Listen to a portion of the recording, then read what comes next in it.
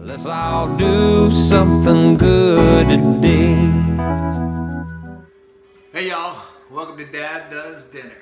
I'm Chase, and tonight we're gonna do some fettuccine Alfredo with spicy shrimp, some roasted green beans with bacon and onions, and some garlic bread with roasted garlic butter. Before I get started, no carb shaming out there. Every time I post something with pasta in it, I get a comment, "Ooh, that's lots of carbs," and it's usually from some guy who's sitting at home eating a bag of Doritos on his couch. Stop it. I'll eat what I want to eat. I mean, you can die from drinking too much water. So I cleaned up about a pound of green beans, and that's simple to do. Take your green beans, wash them. They come with a little stem on them like this. You pop the stem off of both sides. You could leave those ends on in a French green bean style, but that stem sometimes is a little tough. We take them off. So I'm gonna hit these with a little bit of salt, some olive oil. I'm gonna take my bacon. Easy way to do bacon. I got 3 strips of bacon right here, and I'm just gonna cut it right up with some kitchen shears. All right, and I got my bacon cut up onto 1/2-inch strips. Next, I'm gonna hit it. This is about a 1/2 a red onion that I've chopped. Toss together. We love roasted vegetables around here. We roast cauliflower, broccoli, green beans, carrots. It's a great way to get some flavor into your vegetables. Just season them up. Throw them in the oven on a high heat. When they caramelize a little bit, they are done. Everything's tossed together. A few cracks of black pepper, and now into the oven. 425, 18 to 20 minutes. Once those beans start to get a little color to them and start to shrivel up a little bit, then they're gonna be done. A couple hours ago, I roasted up a head of garlic and let it cool.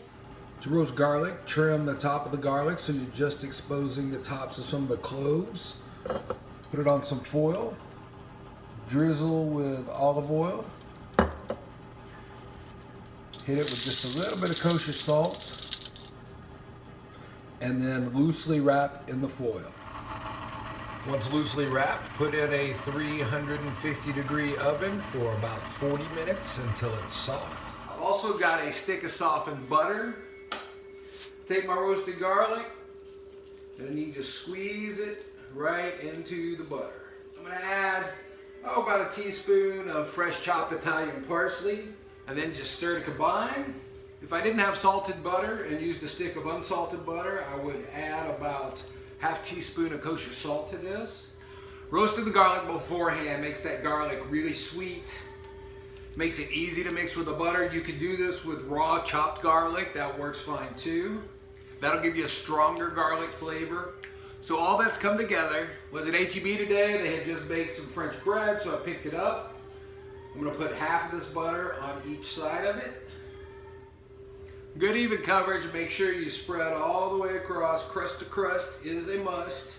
And then I always have my extra thick and wide Kardashian foil on hand. And I'm gonna put this in the oven with my green beans. One of the great things about this meal is it comes together pretty quickly. Probably make this in 30, 45 minutes. I've got my pasta water on the stove. Always salt your pasta water. You want your pasta water to taste like the sea. 2 tablespoons of salt into my water. Keep that pot covered, it'll boil faster. Here on the stove, over low heat, I'm gonna melt a stick of butter and 1.5 cups of heavy cream. So I want this butter to melt, this cream to warm, and then I'm gonna add my Parmesan cheese to that. Fettuccine Alfredo, of course, has its roots in Italy. And like so many of our great dishes, it was born out of necessity.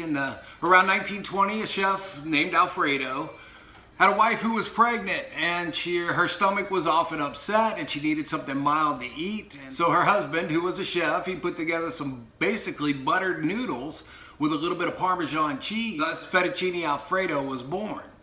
Now along come Mary Pickford and Douglas Fairbank on their honeymoon in 1927 in Rome, and they run across this little trattoria, and they get served these buttered noodles with cheese. They think it's fabulous. They go back to Hollywood and they say, "Hey folks, this This pasta is great at this Chef Alfredo's restaurant. So the Hollywood elite go there. So as the stars came back to America asking their chefs to recreate this, the history is a little sketchy at this point. So either the American butter and American cheese just wasn't strong enough or creamy enough to create kind of that creamy consistency that made the Alfredo sauce. The chefs decided to start adding cream, or that's just what we do here in America, and started adding cream to it.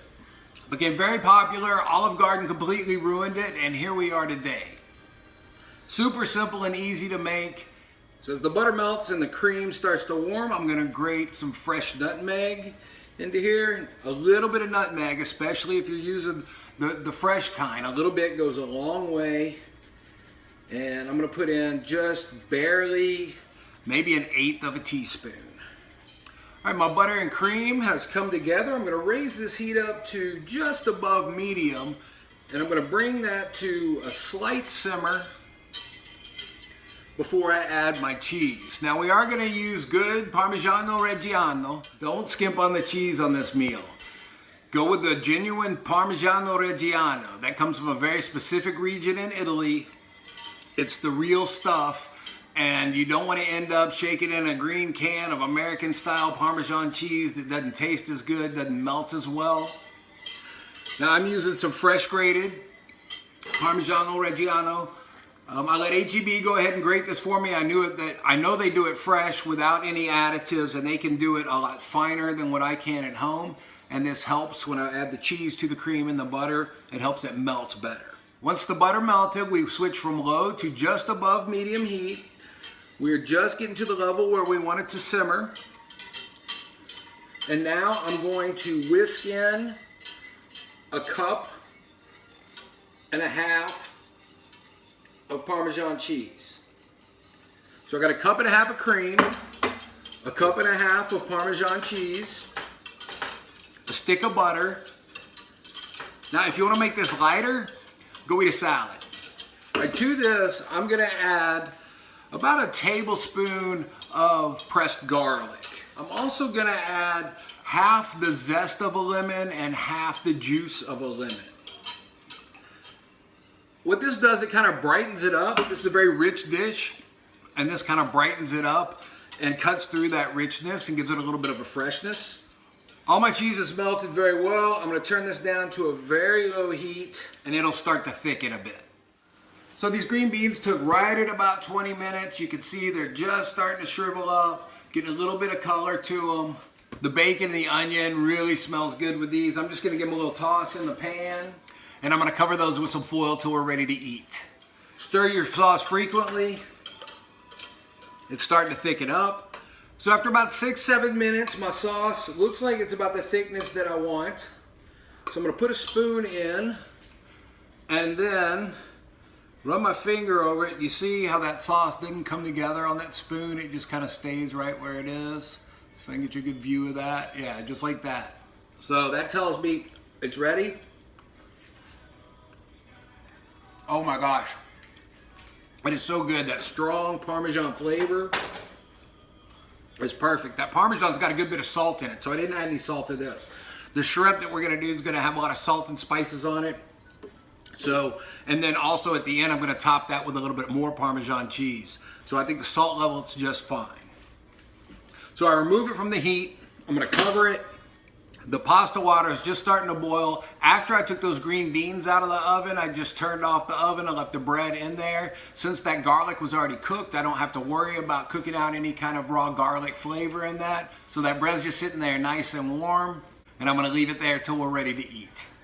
Into my pot, I added 1 pound of fettuccine. The package on that says it's gonna take 11 to 12 minutes. I'm gonna start checking it at 10. You want your pasta to be just al dente. And now let's get started on the shrimp. Here I've got 1 pound of shrimp that's already been peeled and deveined. I'm gonna turn my skillet onto a medium-high heat. I want that skillet to get good and hot.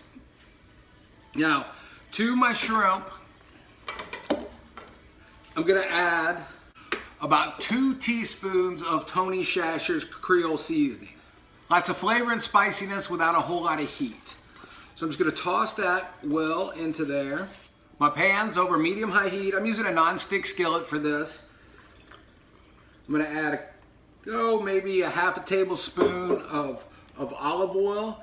And then I'm gonna put in 4 cloves of garlic that I just crushed with the side of my knife and then peeled. We're not gonna eat this garlic. I'm gonna use it to kind of flavor this oil that I went in and to enhance the overall flavor of the shrimp. They go in, you can hear them sizzle.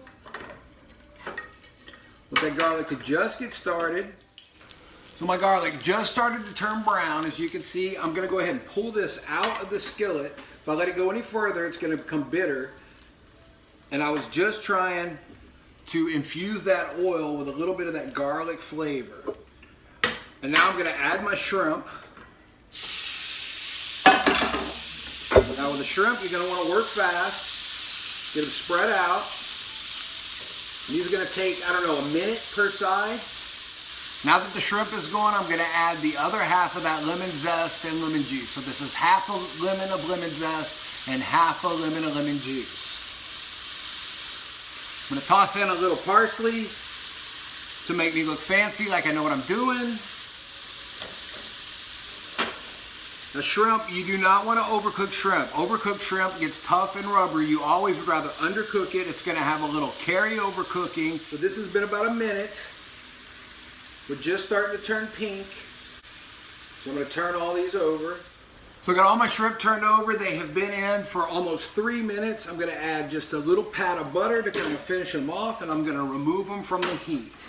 Get that butter stirred and coated, and then I'll put them in a serving dish. The pasta timer just went off. It's feeling pretty good. After 10 minutes, that's just right. So I'm gonna drain my pasta, pull my bread out of the oven. It looks good. And now I'm gonna stick this under the broiler for just a couple of minutes to get a nice toasty crust on top. This is the quickest way I know of to burn bread. To my drained pasta, I'm just gonna add a little bit of olive oil and toss that. This will help keep the noodles from sticking together. All right, the bread just started to toast up. Now we are ready to plate. I'll give a shout out to Mike and the crew at One Arm Brewing and Barbecue at San Angelo, Texas. It's a mini micro brewery known for their all-you-can-eat endless sausage platter. It's Wednesday, so that means Mike and the crew are out doing good, helping with the local food bank through their church. Good work, Mike. Keep it up. As we continue to wallow through the muck of all this craziness caused by the coronavirus, keep your head up, keep your spirits high, find gratitude in everything you do. Look for the good in things and do something good for somebody else. We are all plated up. I'm gonna add just another sprinkle of Parmesan cheese. This looks and smells great.